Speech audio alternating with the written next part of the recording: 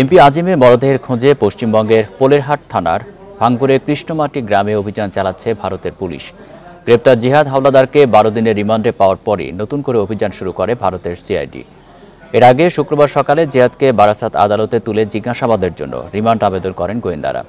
বৃহস্পতিবার গ্রেপ্তারের পর রাতেই জিহাদকে সাথে নিয়ে আজিমের খণ্ডিত মরদেহ উদ্ধারের চেষ্টা চালায় সিআইডি, কিন্তু রাতের অন্ধকারে কোনো দেহাবশেষ মেলেনি। এদিকে এই মামলার সাথে সংশ্লিষ্ট না হলেও কলকাতার এক সরকারি আইনজীবী জানান, জিহাদের বিরুদ্ধে অপহরণ, হত্যা, মরদেহ গুম এবং আলামত নষ্টের অভিযোগে জামিন অযোগ্য মামলা দায়ের করা হয়েছে।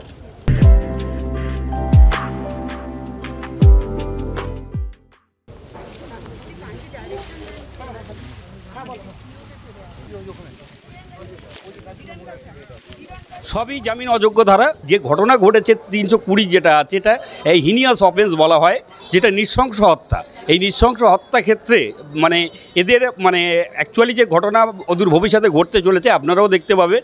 এদেরকে খুব যাবজ্জীবন কারাদণ্ড, অর্থাৎ till the last breadth of their life, মৃত্যুর আগের দিন পর্যন্ত হয়তো কারাবাস করতে হবে, আর না হলে ফাঁসি হবে। এ বিষয়ে বিস্তারিত জানাতে কলকাতা থেকে আমাদের সঙ্গে যোগ দিচ্ছেন সহকর্মী দেবপ্রসাদ অধিকারী। দেবপ্রসাদ, জিহাদকে সাথে নিয়ে এই মুহূর্তে কোথায় অভিযান চালানো হচ্ছে? মরদেহের খণ্ডিত অংশ পাওয়া নিয়ে সবশেষ কি তথ্য রয়েছে আপনার কাছে? দেখুন, এখনো পর্যন্ত জিহাদকে পুলিশ কাস্টাডি পাওয়ার পরে, অর্থাৎ সিআইডি হেফাজত পাওয়ার পরে তাৎক্ষণিকভাবে কিন্তু তাকে নিয়ে কৃষ্ণমাঠ এলাকায় তাকে নিয়ে গেছে, অর্থাৎ ভাঙর এলাকার ভাঙরের কাশীপুর এলাকায়, যেখানে বলা হয়েছে যে তার খণ্ডিত মৃতদেহ, অর্থাৎ এমপির খণ্ডিত মৃতদেহ যেখানে ফেলা হয়েছে বলা হয়েছে, সেই জায়গায় তল্লাশির জন্য ইতিমধ্যে সিআইডি নিয়ে চলে গেছে। কারণ এই দিনের আলোর মধ্যে চেষ্টা করতে হবে যে তাৎক্ষণিকভাবে যাতে ওই যে জায়গাগুলো যে স্পটে ফেলা হয়েছে সেই স্পটে নিয়ে গেছে। আমরা এই চিত্র দেখাচ্ছি, কারণ হচ্ছে যে সিআইডি মনে করছে যে জিহাদকে, কারণ এর আগে অ্যাপটাবের যে ড্রাইভার, সেই অ্যাপটাবের ড্রাইভারকে ওই স্পটে নিয়ে যাওয়া হয়েছিল এবং অ্যাপটাবটি যেখানে দাঁড়িয়েছিল তারপরে সেই ব্রিফকেস থেকে যে তার খণ্ডিত মৃতদেহ বার করে ফেলা হয়েছে, তার জন্য অ্যাপটাবের ড্রাইভারকে নিয়ে যাওয়া হয়েছিল এর আগে তল্লাশির জন্য। এবং সেখানে ডিজাস্টার ম্যানেজমেন্ট রয়েছে, ডিজাস্টার ম্যানেজমেন্টের সমস্ত প্রস্তুতি রয়েছে, কারণ সেখানে একটি খাল রয়েছে।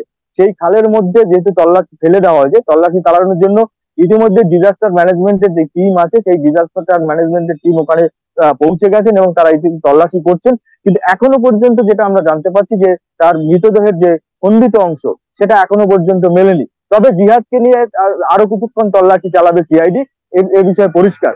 তবে জিহাদকে আরেকটা জিনিস হচ্ছে, জিহাদকে জিজ্ঞাসাবাদ করার জন্য রিমান্ডে চেয়েছিল 12 দিনের, এবং 12 দিনের রিমান্ড কিন্তু মঞ্জুর করেছে জিহাদ আদালত।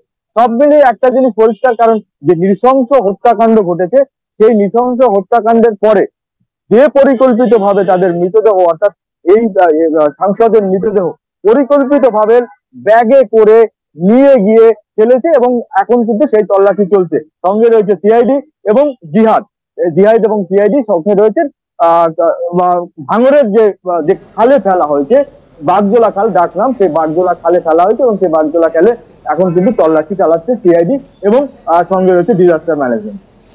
কলকাতা থেকে জানাচ্ছেন সহকর্মী দেবপ্রসাদ অধিকারী।